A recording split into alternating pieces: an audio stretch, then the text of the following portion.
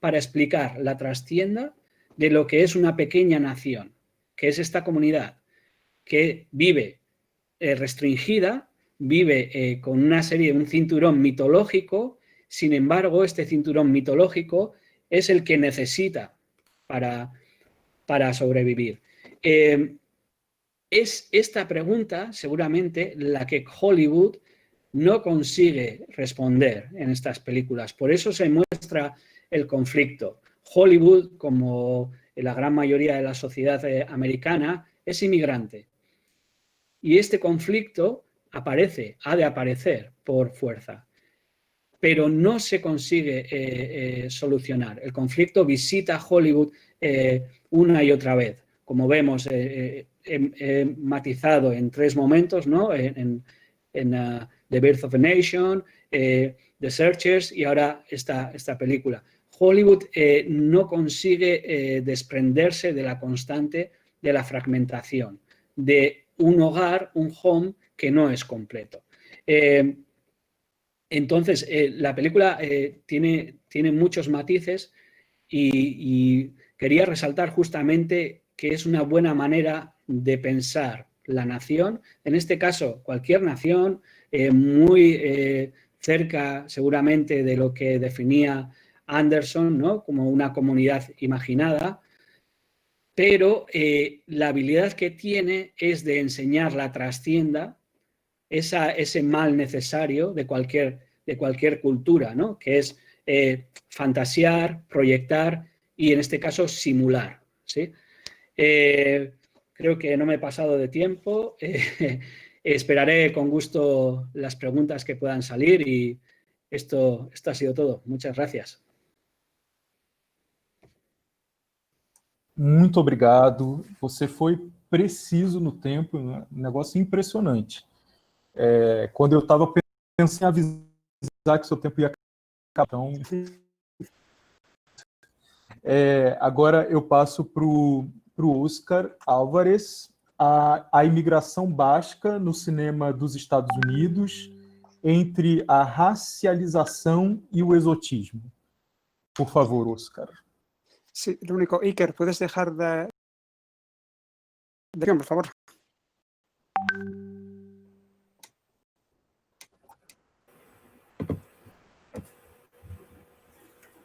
Oscar, despacito, Oscar. Sí. Bueno, boa tarde, Arracha León. Buenas tardes. Bueno, es un placer estar aquí con ustedes en esta maravillosa tarde, en esta fabulosa manera de conectar, que parece que la pandemia tiene partes buenas, pero tiene partes malas y partes buenas, y esta es una de las buenas, que podemos estar en esta distancia, pero contactando y hablando de temas a veces un poco, y creo que interesantes. Yo voy a hablarles, no va a ser un trabajo tan filosófico, tan profundo como el de Iker, va a ser más práctico, más de otro tipo, presentándoles algunas pequeñas pinceladas sobre cómo se representa una emigración específica, la inmigración desde el País Vasco en el cine de Estados Unidos y sobre todo el proceso que ha llevado en la construcción de un estereotipo especial en el cual elementos que pongo aquí debajo, la racialización y el exotismo, se han convertido en claves para crear este estereotipo. Aquí les pongo un poco el esquema del que hablaré, una pequeña introducción, una pequeña evolución de ese estereotipo y finalmente algunas pinceladas sobre qué elementos se han utilizado para crear esa racialización. En principio,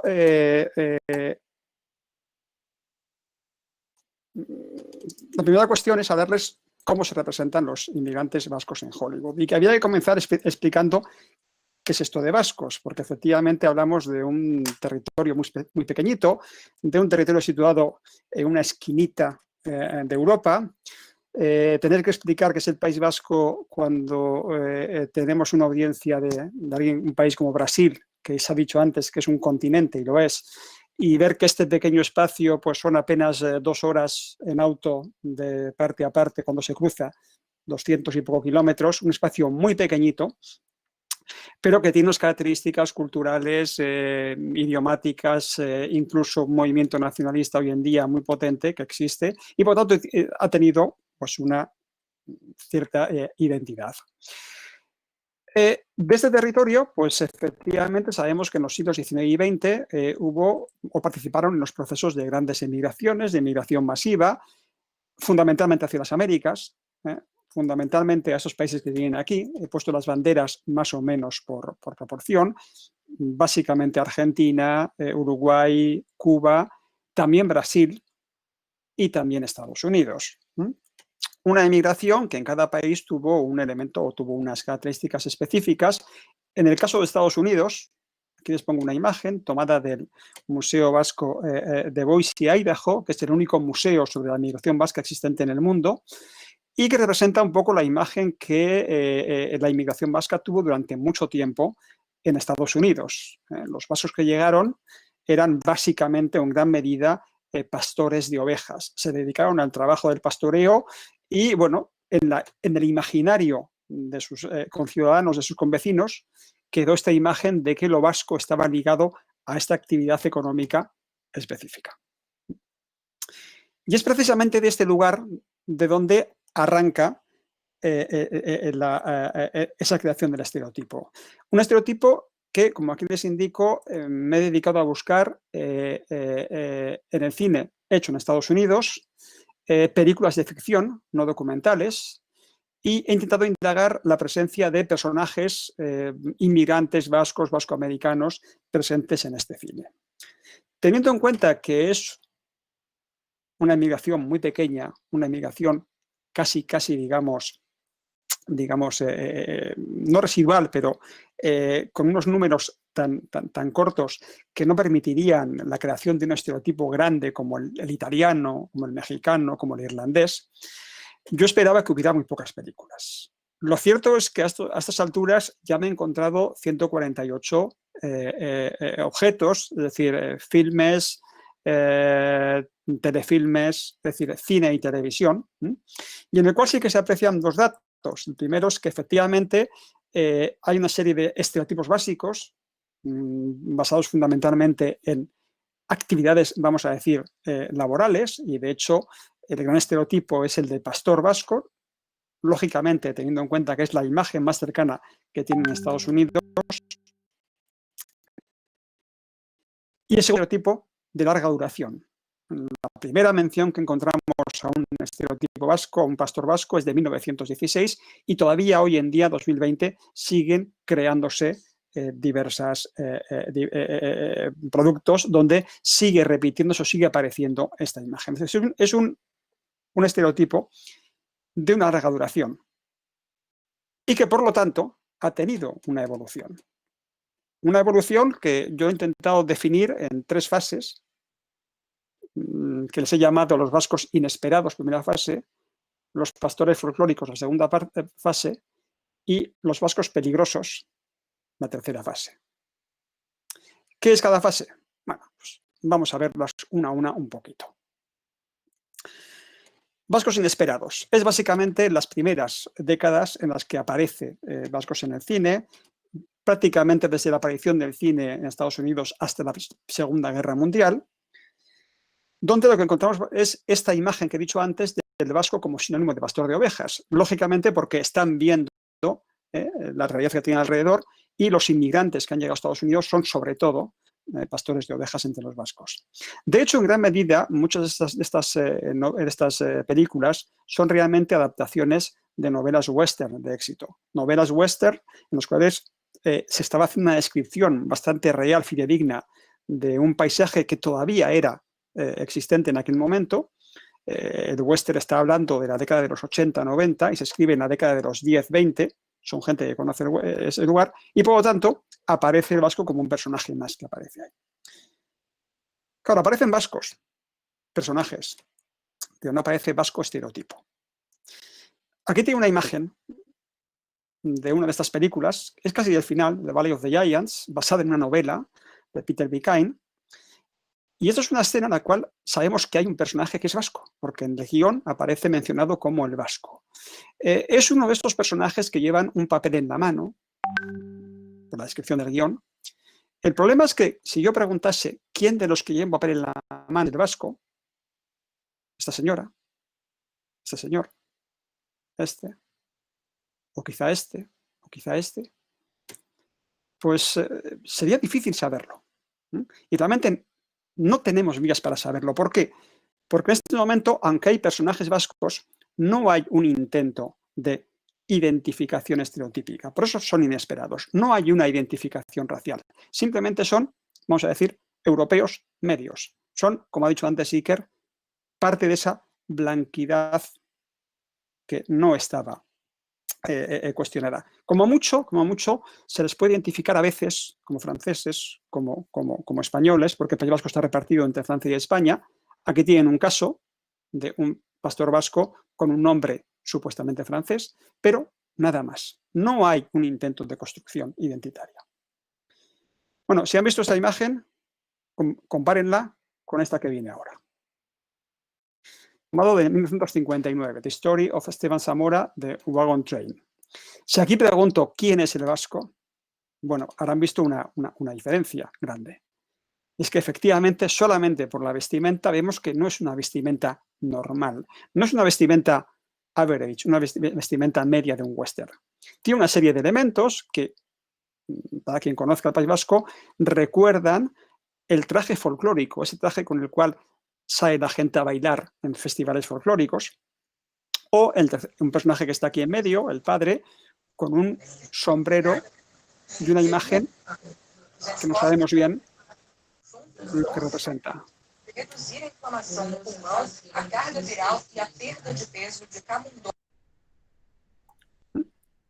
Claro, es complicado esta diferencia. ¿A qué viene? Que efectivamente, en esta segunda parte, en este segundo momento, no solamente hay personajes vascos, sino que se introduce además con intento de representarlos en cuanto que una identidad.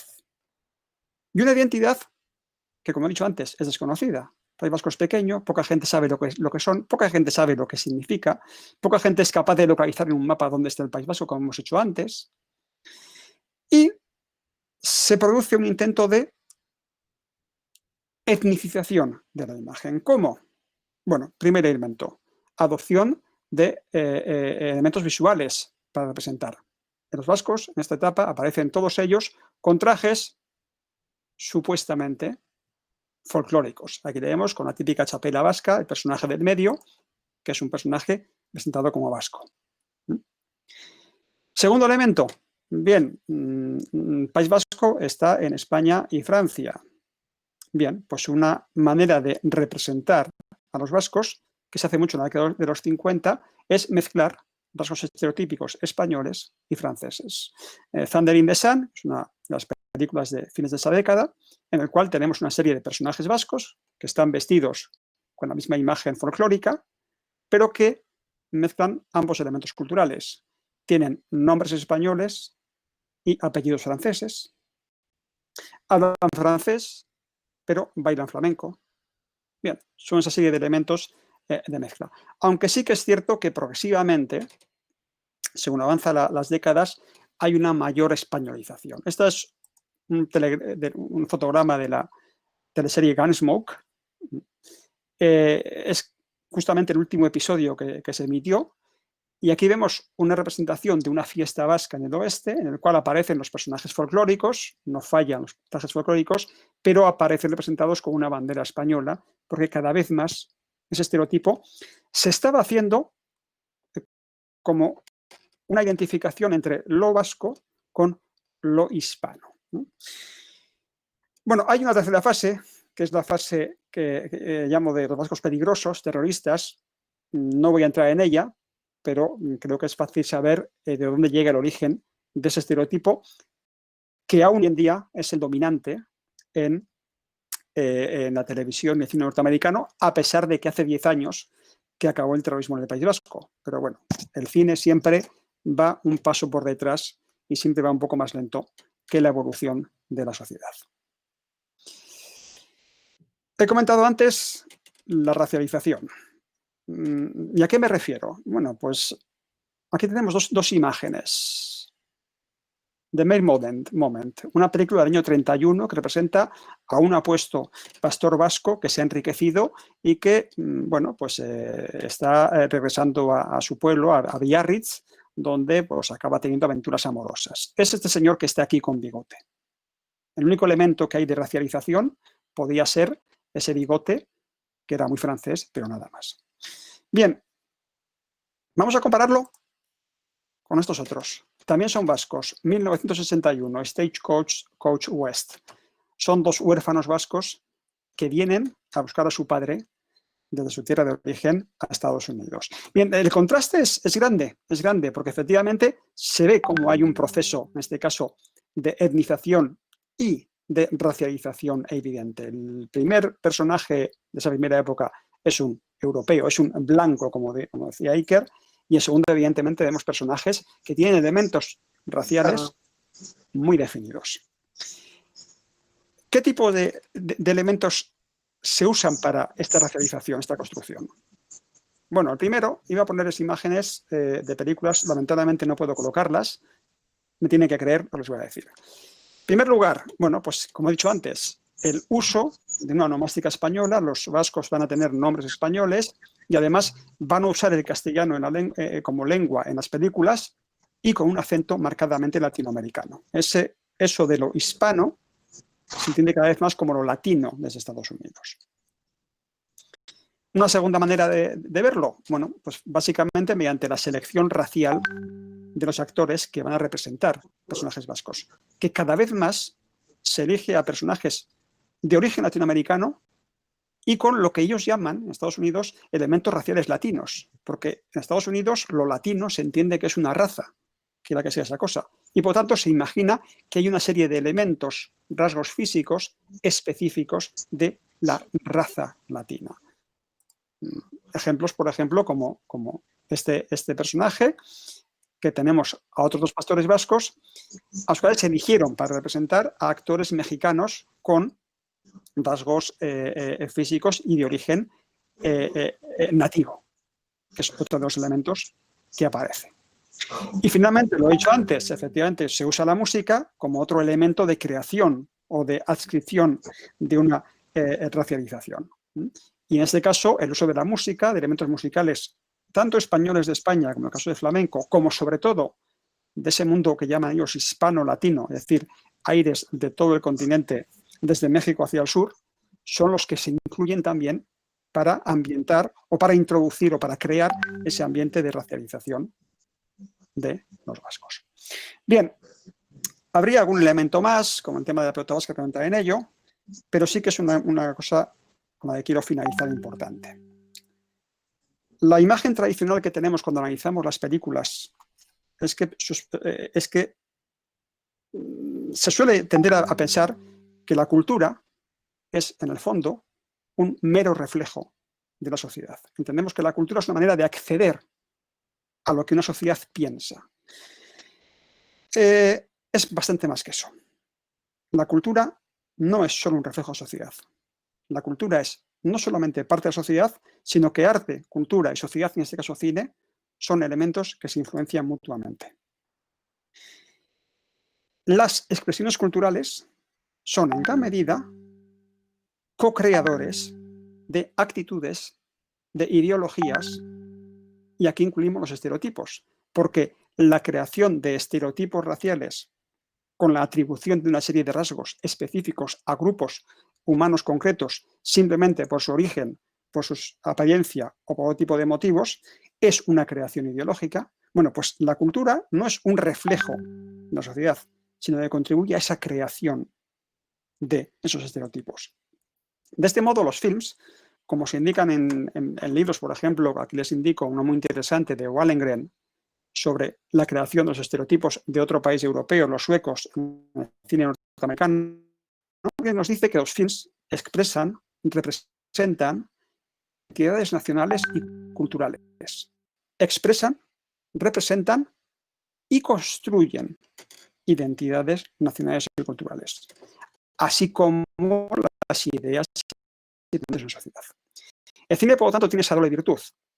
No solo es una ventana con la cual observamos cómo piensa una sociedad y cómo entiende la alteridad, sino que es también un modo en el cual una sociedad está construyendo, difundiendo y reconstruyendo esas imágenes de la alteridad. Y con esto, muchas gracias.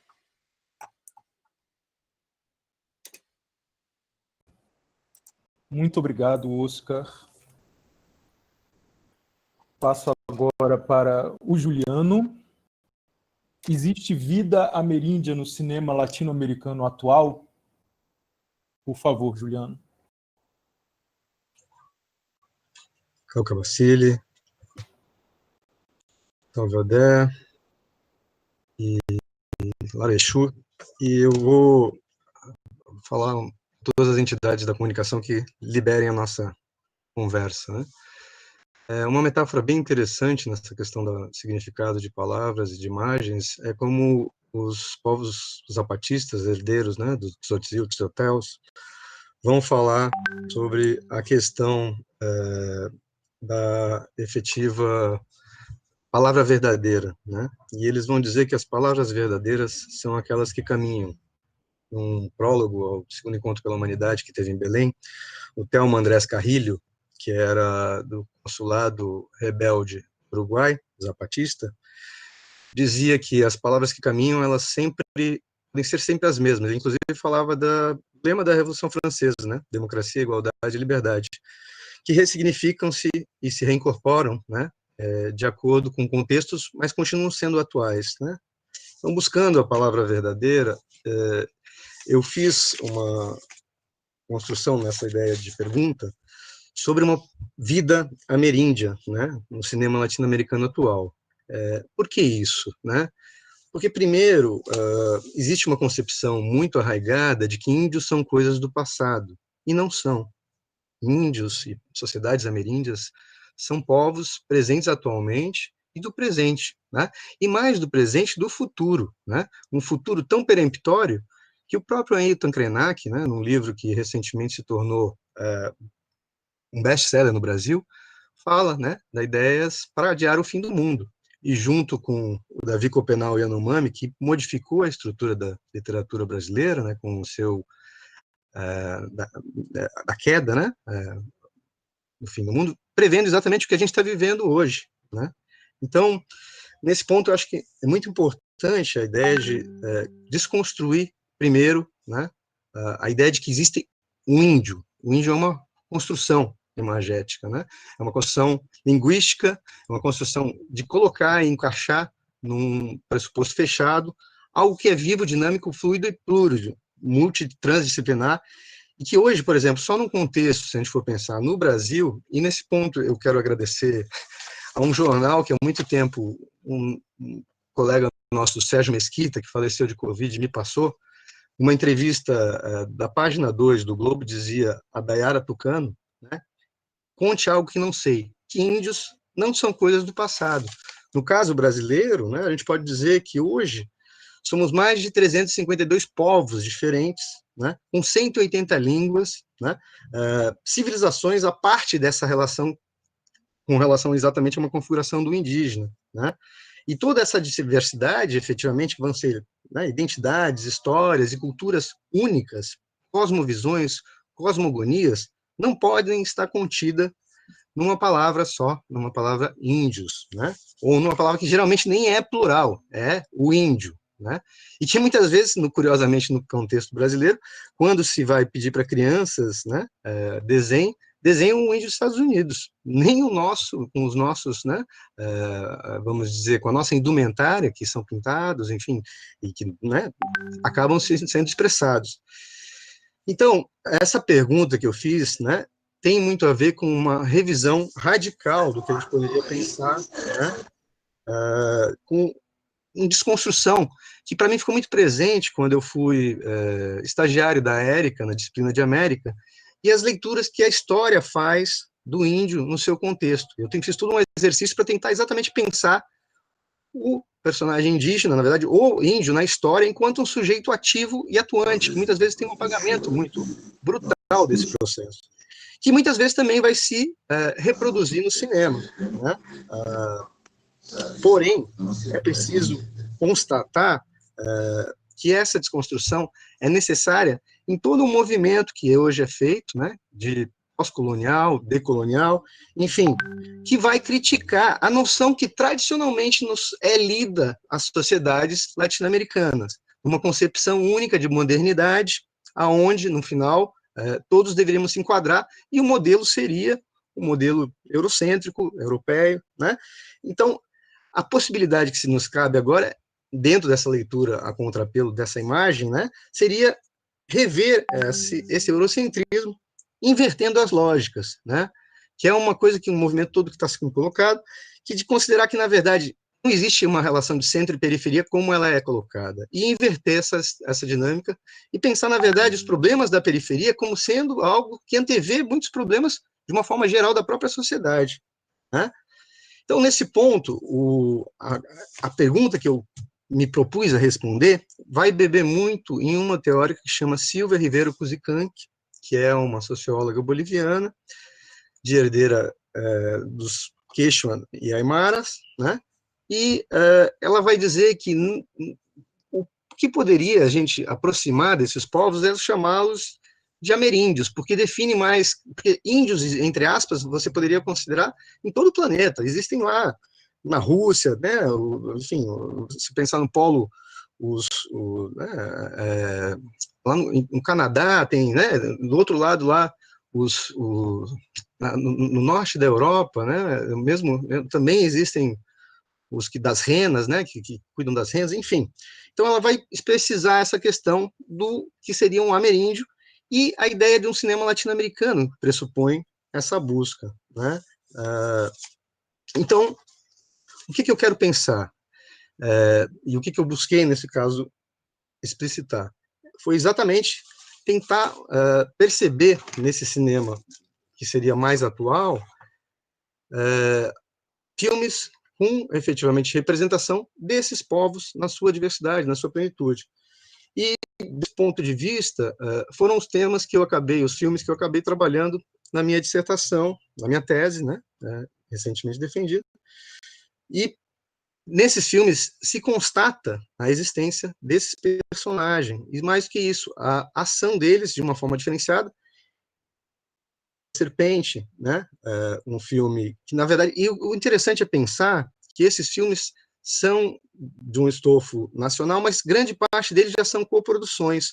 Então, a ideia de um cinema nacional também já está se colocando como uma transnacionalidade das produções e dos financiamentos também, né? O Abraço da Serpente, no final, que é o primeiro filme que a gente poderia considerar colombiano, que foi para o Oscar, né, sob direção do Ciro Guerra, onde aparece o Caramacate, né, que, para quem não viu o filme, eu recomendo muito, é um filme, além de tudo, é um filme em preto e branco, que eu adoro, né, porque consegue construir uma fotografia muito diferenciada e, a partir disso, uma mise-en-scène, coloca em cena uma série de problemáticas da relação exatamente do contato, né, entre as sociedades, entre aspas, e mais do que sociedades, intelectuais dos Estados Unidos, né, no segundo momento, e intelectuais que eram colocados como os naturalistas no primeiro momento da Alemanha, né, com os povos da Amazônia, né, e a relação que se estabelece entre eles. Então, numa relação tem uma base no trabalho, no final, do naturalista, né, alemão, né, mas existe uma licença poética muito grande, do qual ele vai estabelecer essa complexidade em dois momentos históricos de contato, de uma impossibilidade, porque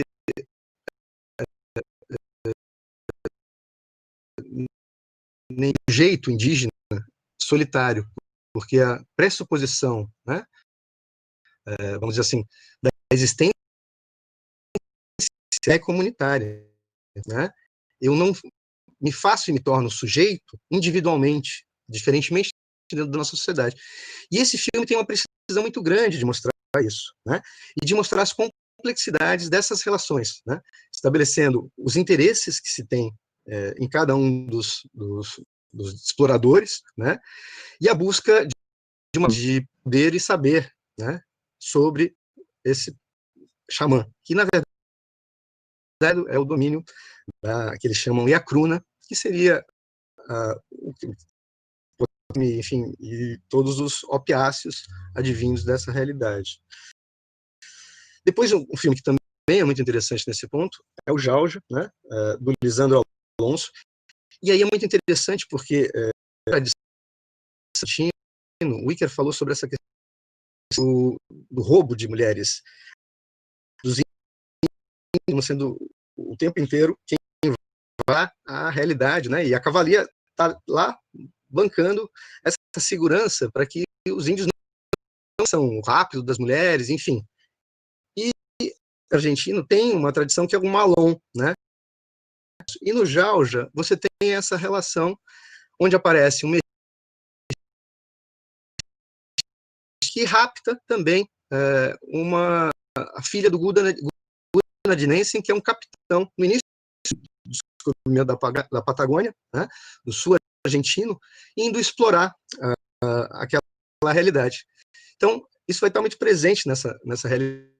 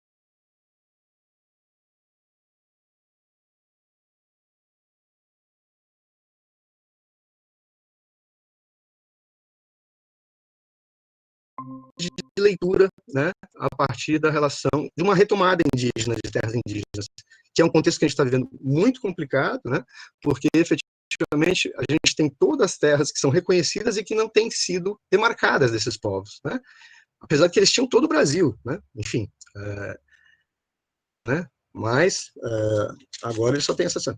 E na Terra Vermelha é interessante porque o Nádio, que é o personagem principal, que é um cacique que vai estar junto com o xamã, articulando uma comunidade, uma retomada, ele acaba no próprio filme sendo assassinado. E é algo que acontece depois dele ter feito todo uma tour pela Europa, ele foi para Roma receber um prêmio no festival de cinema, ele volta para o Brasil e é assassinado. Curiosamente, mostrando que muitas vezes o que é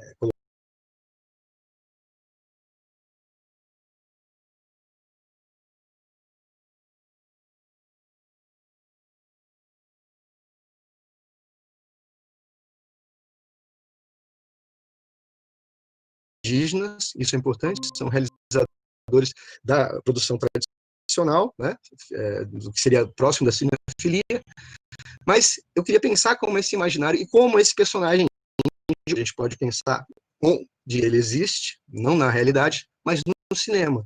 E, nesse ponto, eu acho que esses filmes são muito bons para a gente refletir sobre qual é esse personagem que está sendo apresentado e como a gente pode utilizar eles, num ponto de vista didático e elucidativo, para como construir uma outra visão de nós mesmos dentro desse processo da alteridade, né?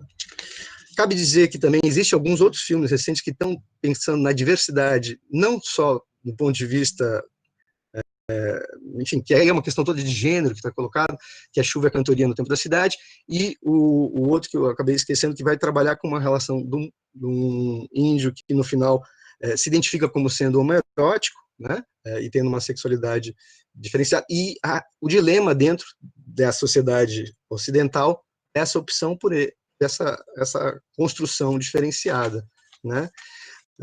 Então, eu acho que o diálogo interessante nesse processo todo é exatamente a gente perceber que o espelho tem sido modificado recentemente, né?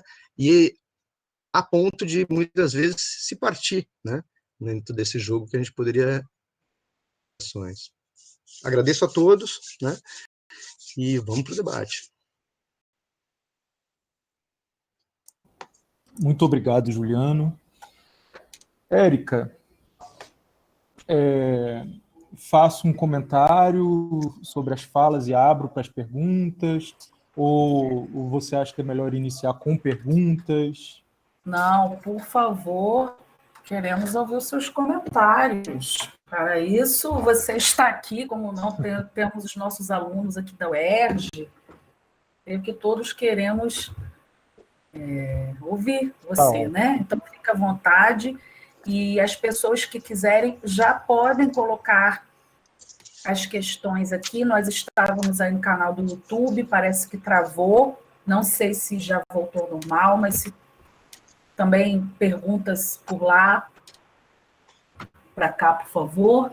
E perguntas, já abrimos aqui no chat. Por favor, podem colocar as suas perguntas. Agradecemos. O que eu vou fazer um comentário que tenta colocar em diálogo, né, as três apresentações. Eu ouvi os nossos três convidados em busca desse diálogo, né? Obviamente, eu queria encontrar esses pontos de interseção e de contato entre as três falas. E eu consigo perceber, né, que há uma linha, embora abordem objetos singulares e imagens que nem sempre são coincidentes, mas há uma linha nessas três apresentações que aponta para o contato limítrofe entre identidades.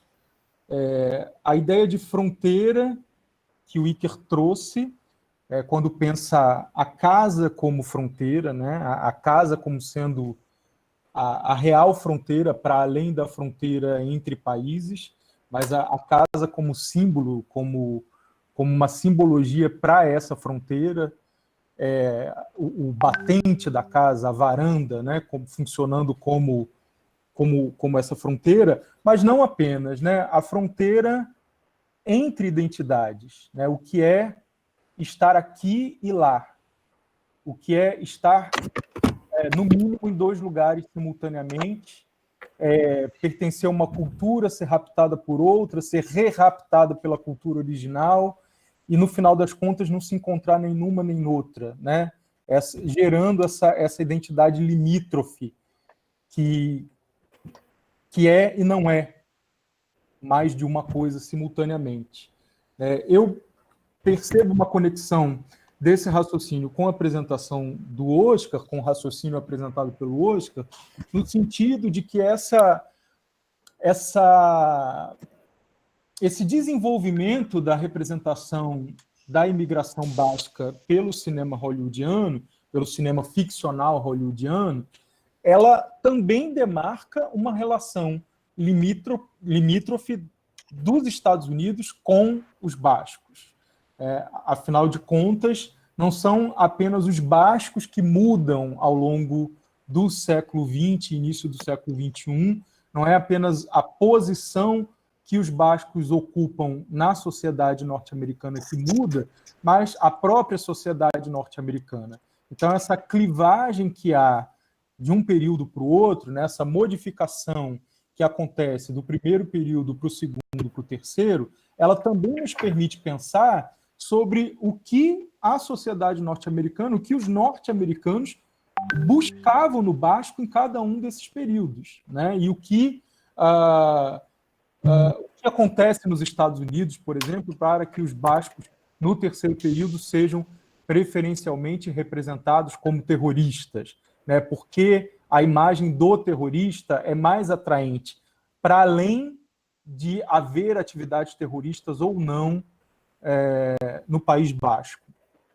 O que acontece em Hollywood, sobretudo dos anos 50, né, nesse período que vai dos 50 aos 80, o que acontece nos Estados Unidos para que os estereótipos étnicos sejam tão enfatizados nessa representação. E na apresentação do Juliano, né, embora ele não tenha enfatizado essa dimensão, eu acho que subjaz ao raciocínio dele também uma relação limítrofe de contato entre culturas, né? Já que o índio, a figura do índio no singular, é uma figura criada, né? E a figura dos ameríndios, as figuras várias, né? Variadas, fragmentadas, diferentes, singulares dos ameríndios, também é criada, né? Esse processo que você apresenta como um processo de quebra, com uma representação mais homogênea e engessada, né? Essa quebra que você apresenta também é uma construção, ela não deixa de ser uma construção, né? Em que, acredito eu, aqui eu estou inferindo a partir da sua apresentação, Juliano, e tudo que eu estou falando aqui para os três, por favor, se vocês não concordarem, digam, acho que a proposta é a gente debater mesmo, né? Então, inferindo a partir da sua fala, Juliano, eu consigo entender que essa modificação acontece por conta de um reposicionamento dos povos ameríndios, provavelmente, a possibilidade de atores ameríndios estarem no mercado ou serem procurados, acionados por diretores e diretoras que não são ameríndios, mas também há o outro lado, né? Há o surgimento de produtores e produtoras, diretores e diretoras que buscam essas outras imagens, buscam a diversidade desse olhar sobre os povos ameríndios. Então, aqui também há um contato, né, entre identidades, uma identidade não ameríndia que se modifica e que possibilita a busca por essa construção das identidades ameríndias diversificadas. Bom, eu percebo esses pontos de contato. Eu tenho algumas questões, né, questões no sentido mais objetivo, mas eu prefiro abrir para o público né? E depois, se for o caso, eu coloco as minhas questões. O que você acha, Érica, de fazer desse modo? Acho... Está me ouvindo? O microfone está aberto? Tá sim. Acho, sim, claro, pode fazer assim. Tá ótimo. Então, a gente já está recebendo as questões. Não sei se já apareceu alguma no chat. No YouTube, eu acho que não, os bolsistas não me encaminharam ainda. Então, podemos seguir aqui. No chat, sim, no YouTube que não. Aqui já temos várias perguntas, Carlos. E aí, começa com a Durval. Você vai ler, Érica, ou quer que eu leia? Pode ler, fica à vontade. Tá, deixa eu só encontrar aqui. Los colegas, se no entienden algo, por favor, preguntar. Pero no creo que haya... Bien. Hay preguntas. Si quieres, puedo comenzar a responder alguna. Las estoy viendo acá bueno, entender, espero que nos hayan entendido. El portugués, y sobre todo el portugués brasilero, para nosotros es muy sencillo de entender, porque a diferencia del portugués de Portugal, a mí particularmente me parece más abierto y más comprensible, pero porque desde el castellano es una lengua latina. Hay una pregunta de Beto Valdemiro que pregunta si el idioma éuscaro es de origen latina. No. Es más, es que ni siquiera es indoeuropeo. De hecho, en Europa existen solamente 4 lenguas que no son indoeuropeas. Son el húngaro, el finés, el estonio, bueno, sabi, que es de esa familia, y el vasco. Húngaro-finés son lenguas que llegaron posteriormente al europeo, llegaron a final de la época antigua, en el siglo III o IV, pero el idioma vasco es el único remanente pre-indoeuropeo, es decir, el único remanente de las lenguas que se hablaban en Europa antes de que llegase el indoeuropeo en el siglo, pues en el año 3000 antes de Cristo. Entonces la estructura es totalmente diferente, el vocabulario en gran medida es diferente y bueno, es una lengua en ese aspecto muy...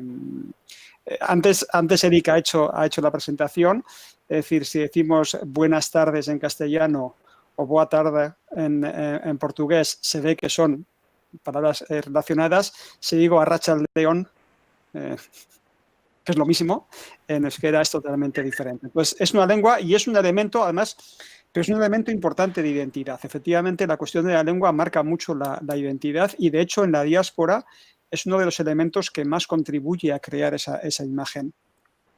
Un poco también con alguna respuesta, una cuestión es que a la introducción que nos ha hecho Carlos Eduardo, yo creo que es que realmente la identidad solamente se puede entender como una construcción en espacios de frontera, es decir, de contacto con el otro. Es decir, la identidad va unido a la alteridad.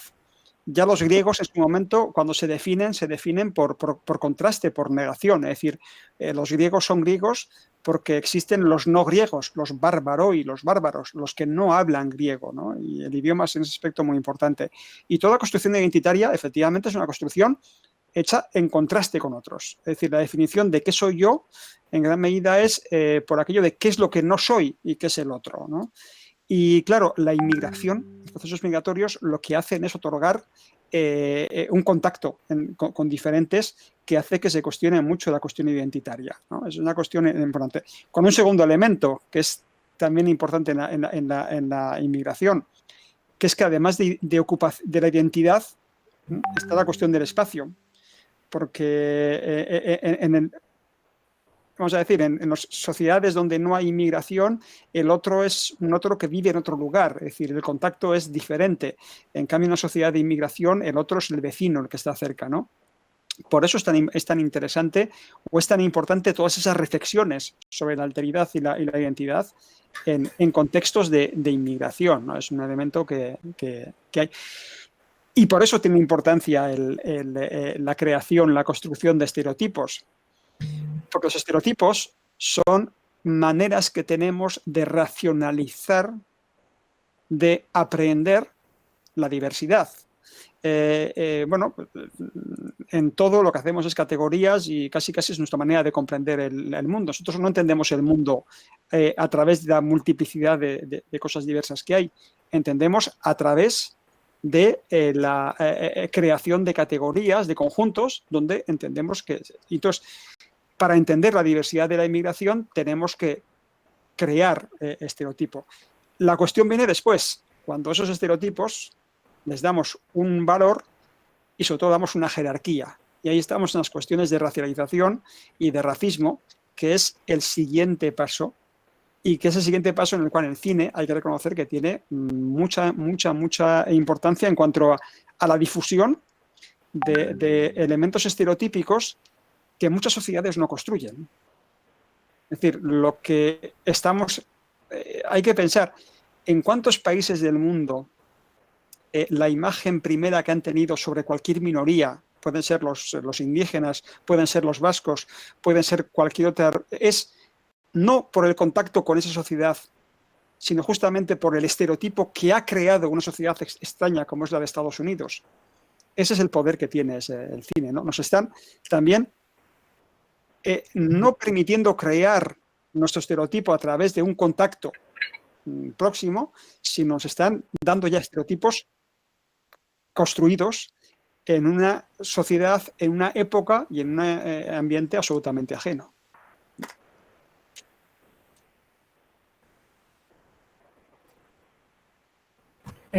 Oscar, ¿tienes más preguntas ahí?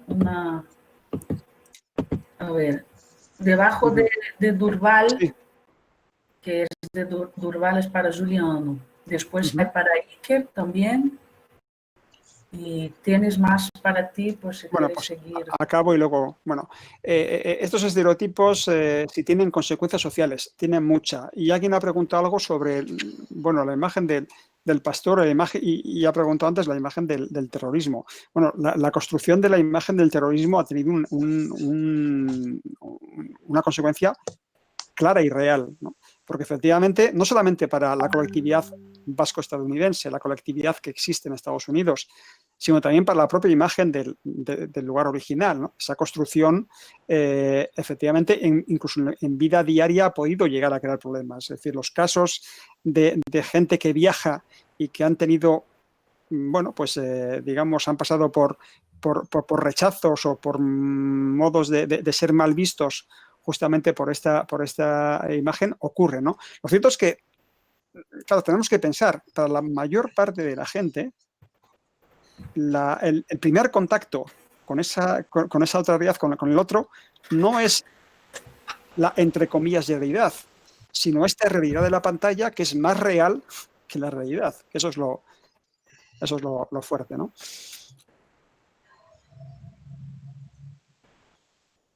Y finalmente, para JP Nascimento, ¿cómo se dio la aproximación representativa entre los vascos y latinos?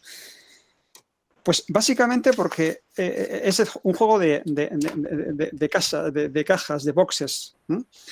Cuando tienen que construir, cuando tienen que crear una... Porque el contexto es que en los años 50 sí que hay un movimiento en Estados Unidos, el de Hype Acid America, la idea de construir o recuperar esas identidades originarias de los abuelos inmigrantes, es cuando comienza a ponerse en valor el ser Irish American, irlandés americano, o ser German American, o ser Italo American. Hay ese revival por el interés por recuperar esas identidades, que hay un mercado en el cine. Entonces, en el cine efectivamente comienzan a aparecer personajes con ciertas cargas etnicizadas. El problema es que al construir eso, cuando una colectividad pequeña como es la vasca, no hay unos elementos generales para poder construirlo, hay que intentar construirlo a través por aproximación. Y entonces lo que se hace básicamente es, una vez que se integra o que se identifica lo vasco como lo latino, por un proceso, bueno, pues de adscripción. Los vascos vienen de Europa, de España y Francia son países latinos, los vascos son latinos, ese es el proceso que llevan. Y entonces cuando inmediatamente la mejor manera que tienen para representarlo es darle esas características generales que supuestamente tienen todos los latinos, que para una persona que está en Hollywood lo latino es básicamente sobre todo lo que tiene al otro lado de la frontera, es México. Y de hecho, en gran medida, muchas de las imágenes que crean son imágenes mexicanas o caribeñas, que es el latino más próximo que tienen a Estados Unidos.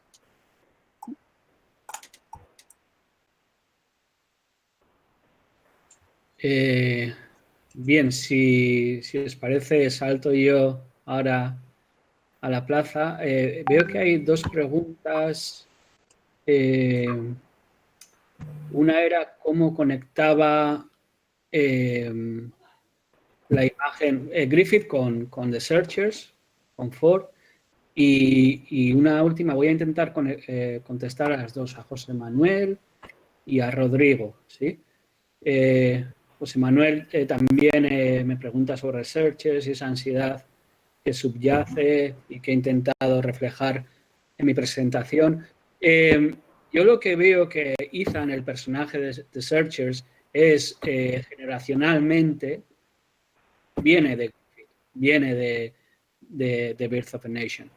Ese personaje no es espontáneo, ¿sí? Es un personaje que es la consecuencia de una idea de Estados Unidos. Entonces sí que veo una conexión con Searchers y The Birth of a Nation a ese nivel.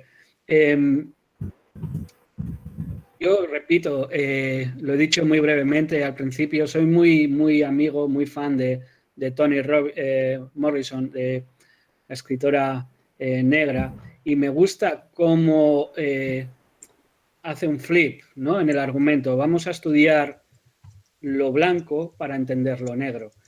En vez de vamos a estudiar lo negro, porque a veces es quedarse un poco a mitad del camino, ¿no? ¿Cómo representa The Birth of a Nation en la negritud?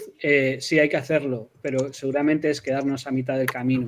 Creo que dice mucho de cómo entiende lo blanco. Y hacer ese camino me parece extremadamente interesante. La pregunta de Erika, del cine, a ver, sí. La imagen de los latinos en el cine de Hollywood. Yo creo que hay dos cines en ese sentido. Está el cine de Hollywood, el blanco, y luego hay producciones latinas. Pero esas películas son latinas, son un cultural marker allí también. Si ves películas de ese tipo, eres multicultural, socialmente estás en otro ámbito. Hollywood, yo sigo pensando que es una industria blanca. Roma, por poner un ejemplo un poco controvertido, no sé si se entendió bien la película porque generó mucho revuelo, pero me parece un ejemplo para traer un poco la pregunta de Erika, ¿no? Sí, es una producción Hollywood, pero es cine latino. Y es cine latino muy controvertido, ¿sí? La imagen que se daba de lo marginal con la imagen que todos conocemos de la chacha, de la indígena.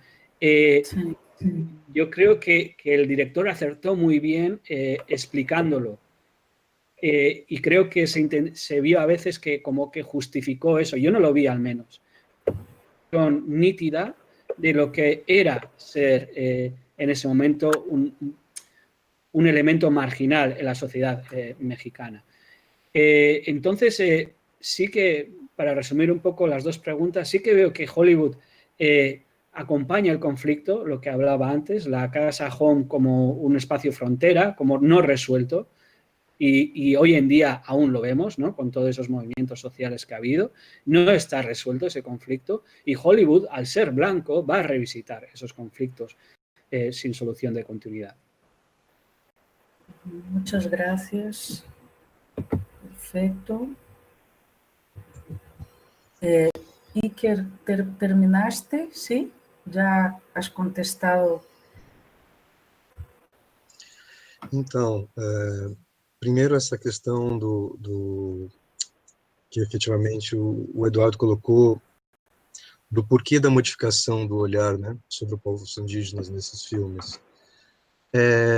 Eu acho que tem a ver com uma mudança de olhar também sobre eles, né, de uma forma geral da própria sociedade, e uma necessidade de contar histórias que não foram contadas muitas vezes, né?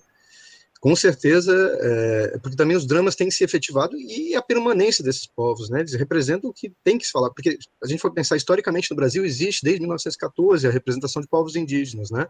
Claro que é no momento lá, desde a história você pensar os imigrantes italianos que vinham para cá, né? Que se pintavam de piche para retratar o indígena, enfim, imagina, né? Qual era o índio que se retratava, né? Operístico, Guarani, Iracema, enfim, todas essas questões. E vem modificando, em determinado momento começa a se aproximar a relação da igreja com esses povos. Década de 70, falar do Brasil durante a ditadura sobre o brasileiro era tabu, o índio foi, né, um personagem que foi estrutural para como uma chave de se falar do Brasil, se falava sobre a repressão sobre o índio, falava sobre a repressão do Brasil, né? Década de 90, andou meio desaparecida, e no Brasil e na América Latina esse movimento recente está muito forte, tendo uma projeção além do contato efetivo de posições dos próprios grupos indígenas, né, que eu não me pauto, e que é uma outra também que altera, porque eles próprios estão produzindo, tem canais, né, a rádio, hoje você tem a Rádio Yandê, que é uma rádio super bacana, que produz música, inclusive os caras têm uma figura que chama o Jaider Isbel, que fez um documentário com um suíço, né, falando sobre o futuro da Amazônia recente, e o suíço não queria liberar o documentário, ele foi lá e botou a senha para todo mundo, porque o cara queria guardar o filme para o festival e não queria circular o filme, entende? Então essas questões estão muito prementes e muito fortes dentro da relação hoje, né, de se construir esse outro olhar. Mas só tateando alguns dos motivos, mas são muitos, né? Primeiro que a gente começa a se ver a nós mesmos e positivar a nós mesmos, né? Acho que isso muda, isso reestabelece o olhar, isso, né, constrói outras possibilidades de ser no mundo, né? Que não seja reproduzir aqueles modelos que a gente já tem e essa ideia de modernidade como sendo um único padrão, né? Estado-nação, essas coisas todas, né? Você pega o exemplo dos zapatistas, que é as comunidades liberadas, sem Estado, enfim, autônomas, autogestionárias, né? Então, isso constrói outras necessidades de construções imagéticas, inclusive, né? E sociais, enquanto tal. Só tateando, né? Então, acho que tem muito pano para manga com relação a isso, né? E é legal que a gente tenha esses espaços para discutir isso, porque tradicionalmente a gente só fica no cinemão Hollywood, achando que o nosso cinema, o cinema que nós produzimos, é inferior, né? E é curioso, porque essa pergunta do Durval, né? Muito interessante, Durval. Eu acho que é por aí mesmo. Ameríndio, sim, exatamente. A ideia é os povos da América, né? Mas a minha proposta é pensar no cinema latino-americano, que é contraposição a esse cinemão, como o próprio Wilker colocou, já é multicultural, já é, né, pressupõe não ser um padrão, entre aspas. Pode ser que também vire outros padrões, pode ser que crie outras, né, normas e relações fixas, pode ser que não, quem sabe. Depende também de nós e como nós ressignificamos esse processo dos filmes e dos seus sentidos para nós, que isso é o essencial. Mas o próprio Durval vai dizer exatamente, concordo com você, Durval, ameríndio é todo e qualquer povo que está na região da América. Porém, né, isso é uma coisa importante que eu esqueci de dizer, né, existe uma colonização diferenciada nos Estados Unidos com relação, né, de uma certa forma, ao processo colonizador, né, que a violência que também existiu lá, né, mas foi muito mais brutal, no processo exatamente de descobrimento e barbarização, nos unifica enquanto tal. Mas existe uma diferenciação de colônia de exploração e povoamento, que até a Maristela Schwampa e outras historiadoras vão pensar sobre isso.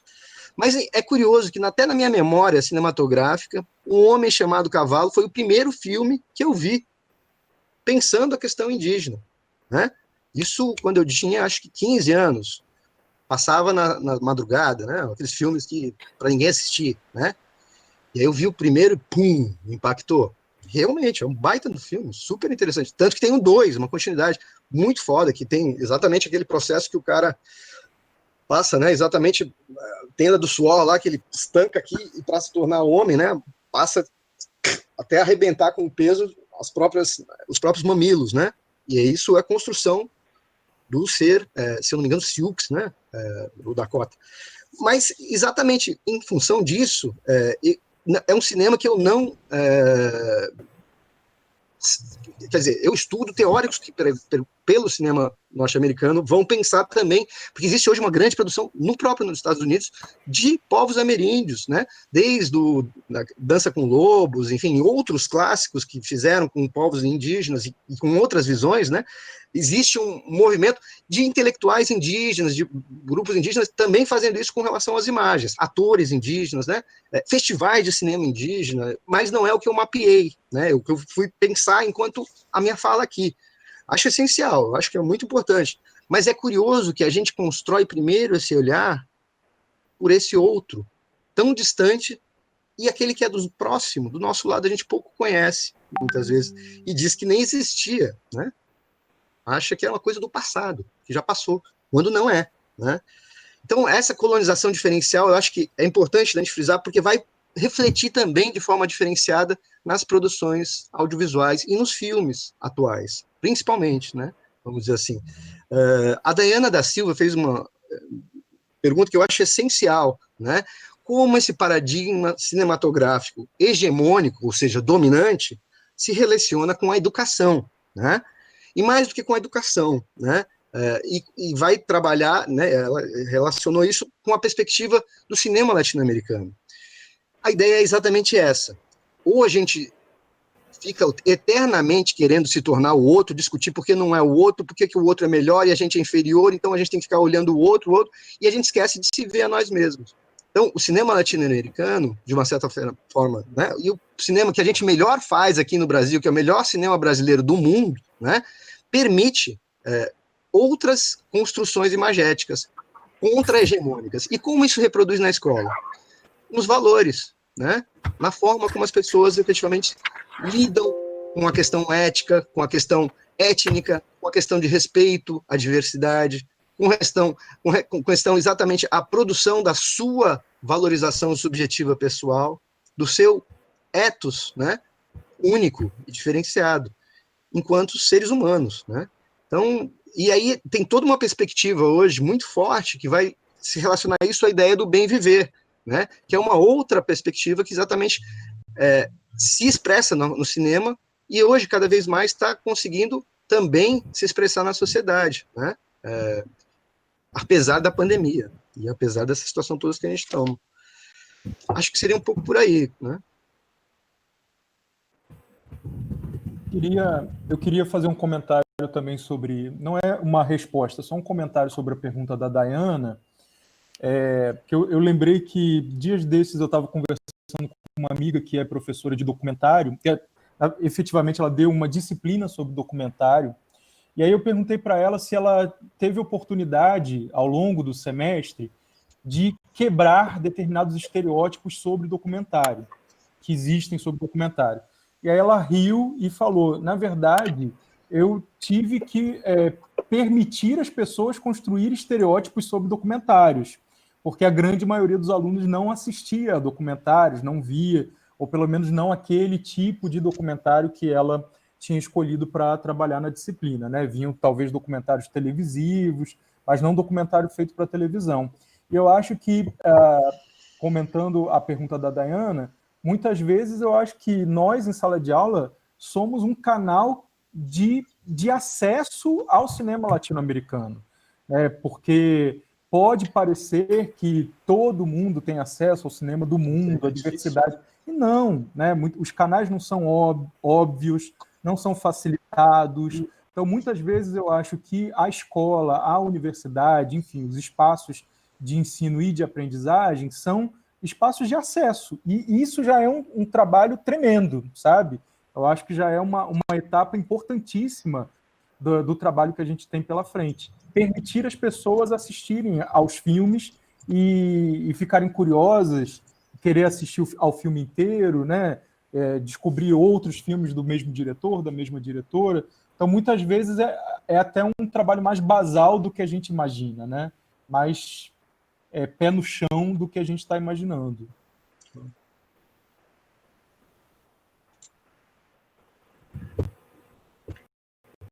Temos muitas, as últimas, tá? Vai para Oscar. Não, Lara Medeiros pergunta para todos: ¿Cuál es la obra que consideráis un cambio en este paradigma? Ui, essa pergunta, Lara caprichou, hein? Oscar, de nuestro amigo José Manuel, que está com nós hoje. Tem uma pergunta para Oscar e Durva. Não. Bom, acho que sim, só essas. O resto nós temos comentários, agradecimentos. Então, eu acho que eu não esqueci de nenhuma. Se eu passei, por favor, me avisem aqui pelo chat, tá bom? Ay, pues obra fundamental. Está por hacer todavía.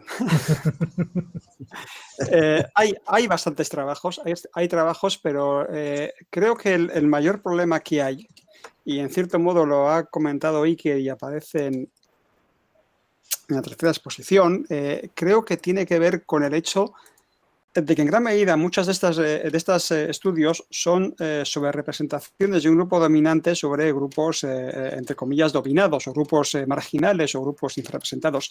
Y una pregunta que tenía para hacer era, bueno, la cuestión del indígena en el cine latinoamericano. ¿Cuántas de esas películas son producciones de los propios indígenas? Ni una. Es decir, esa es la cuestión, ¿no? Es decir, estamos hablando incluso... El corazón claro, del tiempo, sí. Sí, quiere decir que sigue siendo marginal, ¿no? Es decir, sigue siendo esa, incluso, y estamos llegando a una especie como de representación de buena voluntad, pero que seguimos cayendo en la misma idea, ¿no? Son imágenes desde fuera, y es una cosa que habría que analizar. Claro, también es cierto que muchos de estos grupos igual no tienen capacidad de acceder a la producción cinematográfica como tal, y segundo, en el caso de Estados Unidos, es que Hollywood tiene un poder que no tenemos el resto, todos juntos, en cuestión de cine. Es decir, yo estoy seguro que nos vamos ahora a un cine en Kuala Lumpur, en Mongolia, y seguro que las películas que hay allí son películas norteamericanas. Y no creo que haya películas españolas, brasileiras o vascas que se estén llegando allí. Ese poder lo tienen, que es muy grande, ¿no? Creo que es una cuestión. La segunda cuestión de José Manuel, ¿en qué medida tiene un interés político? Claro, la cuestión, hablas de la derecha española, claro, la cuestión es que yo hablo del cine norteamericano y allí las cuestiones políticas españolas no les importa mucho, ¿no? Y de hecho es tal lo que no les importa que realmente la representación que hacen del vasco como terrorista, que es dominante aún hoy en día, no hablan de cuestiones políticas internas de España, no hablan de la representación de lo que significa el nacionalismo vasco dentro de España, o lo que pudo significar o pudo querer o no querer, o los debates que había en torno a ETA cuando existía. Es que realmente para ellos su cuestión que tiene que ver con el terrorismo la hacen desde su prisma propio, porque no saben lo que hay el otro lado del océano, no saben lo que hay más allá de su territorio. Y de hecho, dentro de la representación como terrorista, los norteamericanos, Hollywood, ha pasado por dos fases, que además con una frontera que la entenderás muy bien, 11 de septiembre de 2001. Hasta esa fecha, la imagen del terrorista era una imagen romántica. Era la imagen del freedom fighter, la imagen del luchador. Era una imagen aderezada con la representación un poco de irlandés, con la representación del guerrillero latinoamericano. Era una imagen un poco extraña, ¿no? Esa imagen. A partir de septiembre de 11 de septiembre, se ha liado y se ha mezclado con Al-Qaeda, se ha mezclado con el terrorismo internacional.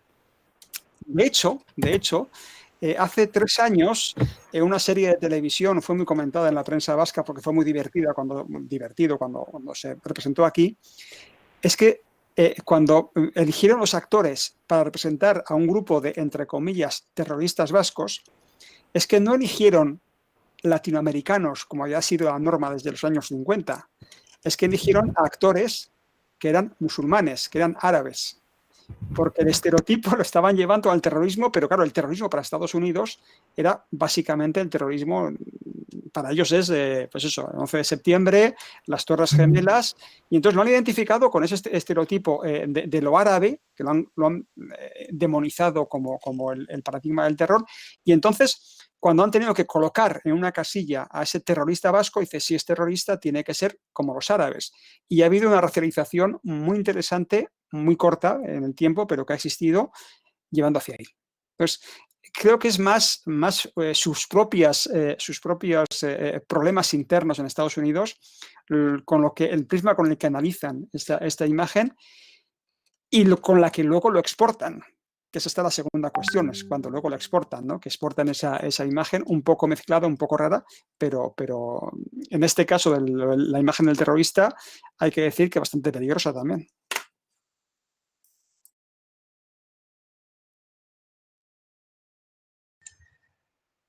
Iker, quer falar? No sé cómo vale. es que... Okay. Dale. Lo que decía Oscar, para cambiar de paradigma, creo que era la pregunta, una obra fundamental. Me gusta mucho Gilles Scott Heron cuando dice que la revolución no será televisada, tampoco la veremos en una sala de cine. No creo que suceda. Lo que sí hay hay buen material para hacer estas reflexiones que estamos haciendo aquí. Si es algo por contribuir igual con una sugerencia de Story of Film, An Odyssey, un documental de creo que consta de 6 o 8 capítulos, está bastante bien hecha y abre el abanico al cine asiático, puede dar más pistas, puede enriquecer también el debate. Estamos muy centrados en Hollywood, era un poco el tema, pero por ejemplo India ahora mismo en espectadores también compite con Hollywood. Entonces sí que es interesante salir a veces de la pequeña cápsula en donde nos encontramos. Totalmente de acuerdo con Oscar cuando dice que yo creo que Hollywood es un animal que aprende muy bien, va aprendiendo. No puedes esperar que Hollywood tome las riendas de un cambio social porque va a rastras de los cambios, pero va anotando cada movimiento. Y ahora veremos, pues seguramente en unos meses, películas, producciones que apunten a los movimientos sociales que se están desarrollando ahora. Pero va a ser unas reflexiones proyectadas, imaginadas, que yo creo que siempre van a pecar, si queréis, de ese conflicto interno americano, ¿no? El que he intentado exponer antes de la frontera propia, del no llegar, del no ser completamente un uno entero. Juliano? Por supuesto. Então, eu acho que a história é muito curiosa, mas em nenhum momento eu me propus a mostrar a produção indígena. Eu perguntei se existe vida indígena no cinema latino-americano, né? E tem uma produção muito grande hoje dos povos indígenas, e inclusive a Academia Brasileira, as universidades brasileiras, tem muitas teses de doutorado hoje sobre a produção, desde o Divino Chavante, o Suruí, enfim, diversos grupos, existem hoje essa produção circula, e muitas vezes não circula fora das comunidades, inclusive tem comunidades indígenas que têm canais de TV próprio com vários filmes diferentes, de várias temáticas, inclusive, de ficção, não ficção, enfim, dos diversos contextos presentes, né?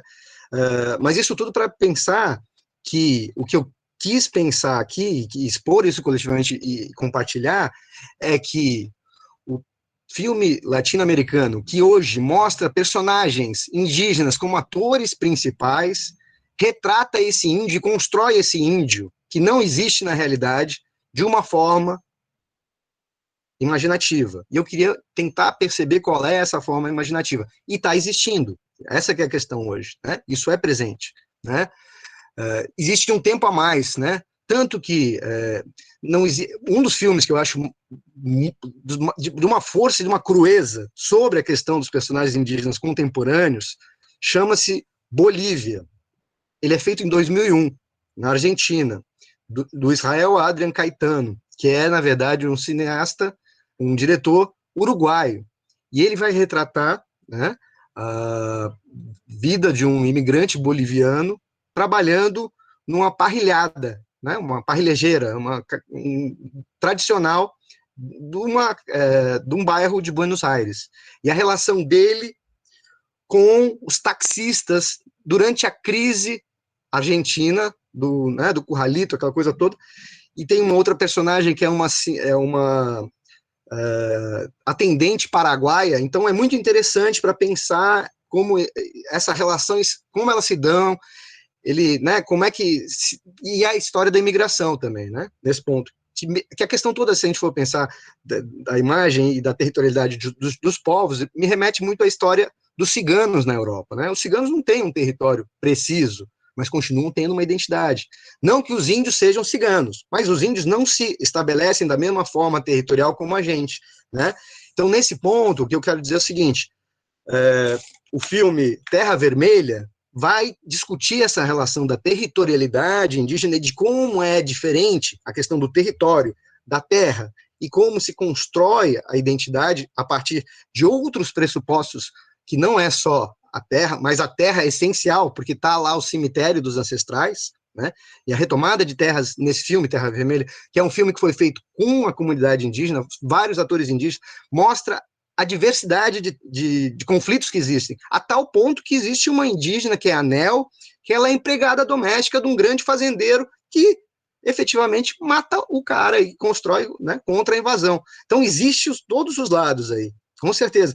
E tem alguns desses filmes que eu levantei que foram feitos muito próximo das comunidades indígenas. Não são os índios fazendo, mas são, né, pessoas comprometidas socialmente. Por exemplo, o Terra Vermelha em si é dirigido pelo Marco Bestes. O Marcos Bestes, ele é um cara argentino que se exilou na Itália e que fez chamava Garagem Hermética antes, que é exatamente sobre os voos que foram feitos dos prisioneiros políticos argentinos durante a ditadura. Muito forte. Então tem toda uma trajetória política e um comprometimento político de retratar essa realidade, né? O Coração Deu Tempo é um filme feito pelas comunidades zapatistas, né? Circulou além desses estabelecimentos e dessa relação. E o Abraço da Serpente tanto é feito com atores índios que o principal ator dele, que é o Antônio Bolívar, acabou de morrer de Covid, né? Foi atingido, como está acontecendo com grande parte dos povos indígenas, né? Que tem uma resistência muito mais baixa do que todos nós, essas porcariadas todas que a gente está vivendo, né? Então, a queda do céu está acontecendo, e eles já, de uma certa forma, anunciam isso nesses processos, né? Então, e só fechando isso, que eu acho que Hollywood é essa história né? Que eu adoro o filme O Nascimento de uma Nação, porque ele é a primeira aparição de cavalaria no mundo, né? A cavalaria vai salvar a mocinha que é raptada. E quem é a cavalaria que aparece no Nascimento de uma Nação? Nada mais, nada menos do que os caras da Ku Klux Klan. Então, eu acho que isso é o nascimento do cinema de Hollywood. Existe, sim, diversidade? Claro, Hollywood produz de 3.500 a 4.000 filmes por ano. É impossível que não tenha um bom, dois, né, que vão nessa outra seara, porque é outro público que eles vão buscar, né? É uma baita empresa, uma indústria, né? E enquanto tal, não dá para a gente ter o mesmo termo de comparação e análise, né? Por isso que é tão difícil, inclusive, trabalhar com o cinema não hegemônico, porque a circulação é mais difícil, né? A gente tem toda a história dos blockbusters, de como os caras ocupam, efetivamente, de 10 cinemas que tem numa cidade, 11 eles ocupam, e botam mais, né, com os filmes dele. Não circula, é muito difícil. Então, as produções todas alternativas hoje estão acontecendo, e tem, né, queira ou não queira, na dificuldade de produção que a gente tem circulado, né? E elas estão aí. Se você quiser ir buscar, elas existem. Essa que é a questão. E tem referências possíveis, apesar de todas as dificuldades. E eu vou continuar falando dela, porque eu acho que é só a gente que pode falar dela. Que a gente tem contato e sabe quanto elas são boas, né?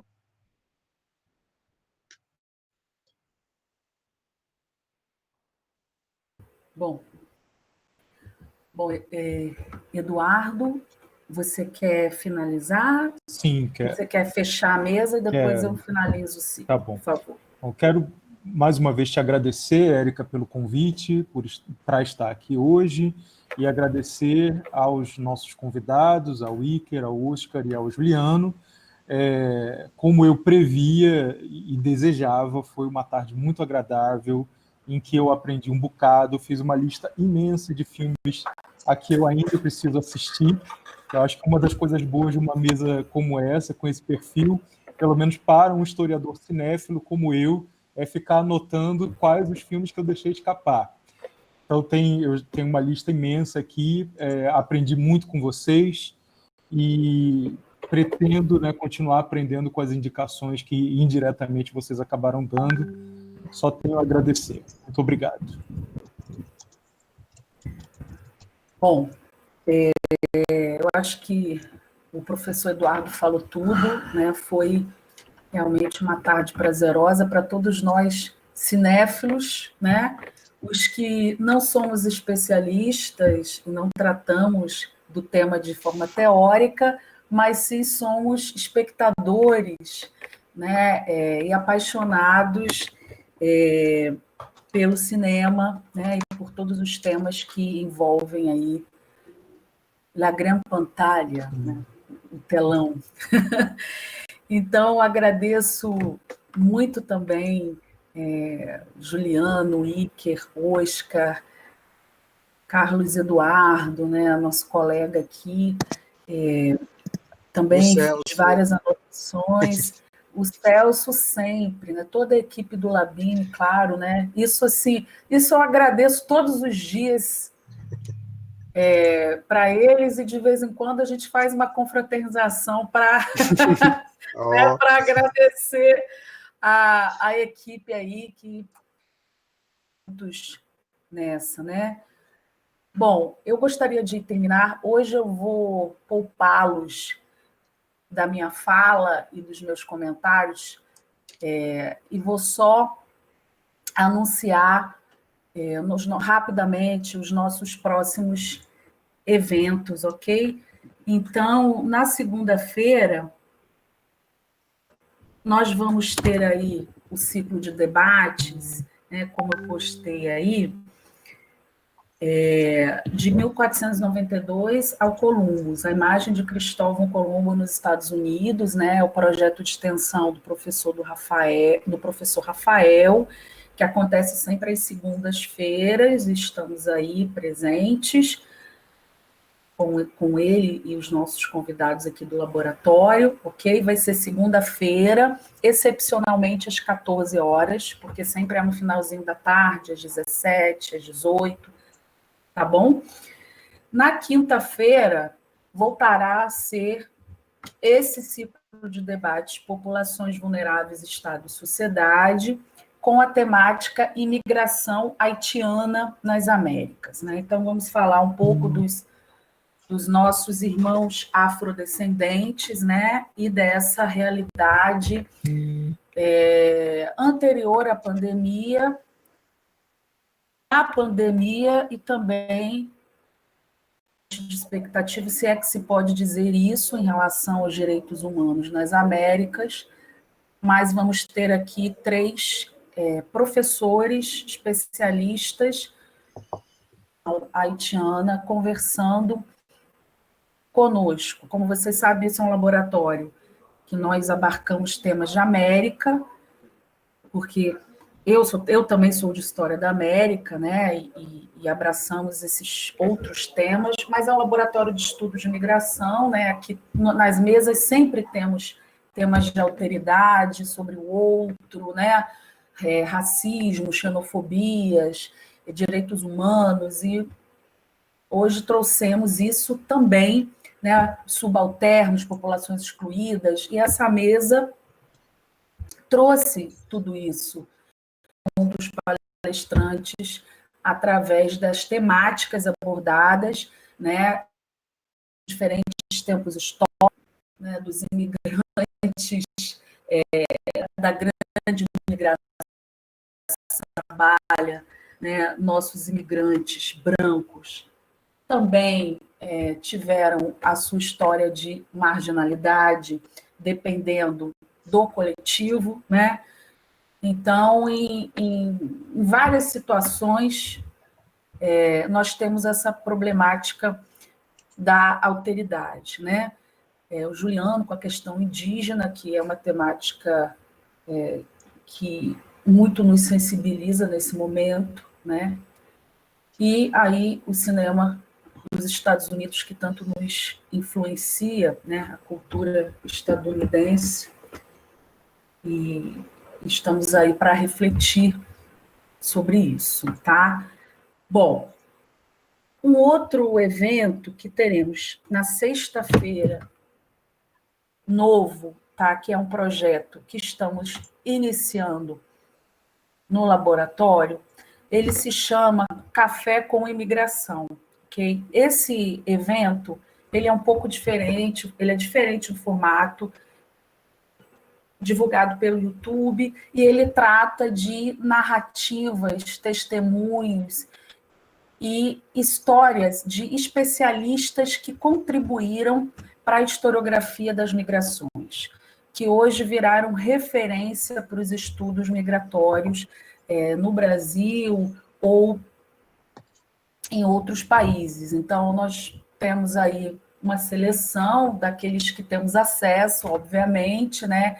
E nós vamos começar com a fundadora do nosso laboratório e professora emérita do Estado do Rio de Janeiro, a professora Helena Medeiros de Menezes, né? Que tem aí muitas obras e já uma trajetória, um longo caminho nos estudos migratórios. Então, vai ser uma entrevista, um bate-papo, algo mais informal, e todos vão poder participar pelo YouTube. Mas também é um projeto de história, onde se contempla essas narrativas, né, e essa história oral, que faz parte também do nosso laboratório. Então, esse material vai ser, na verdade, um acervo para a UERJ, né, e para os futuros pesquisadores, né, que desejam estudar ou conhecer mais a historiografia das migrações,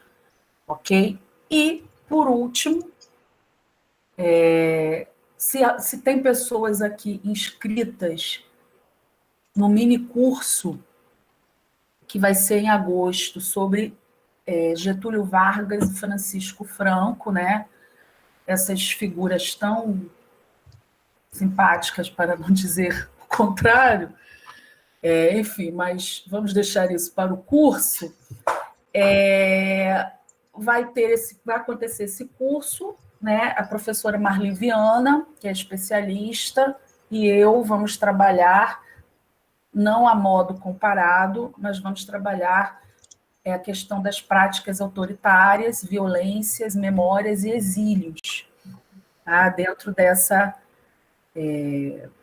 desses governos, tá? Então, as inscrições estão teoricamente fechadas, mas nós estamos recebendo essa lista estamos com uma lista de espera, ok? Para ver o que vai acontecer. Se vamos repetir o mini curso, tá? Então, como diz em espanhol, não nos dói mais la lata. Termino aqui, tá bom? Obrigada por estar aí conosco, e uma tarde realmente maravilhosa, e vamos assistir os filmes, tá bom? Obrigada a todos aí, Obrigado. saudações. Obrigado. Tchau, tchau. Boa tarde. Tchau. Tchau. Valeu, gente. Grande.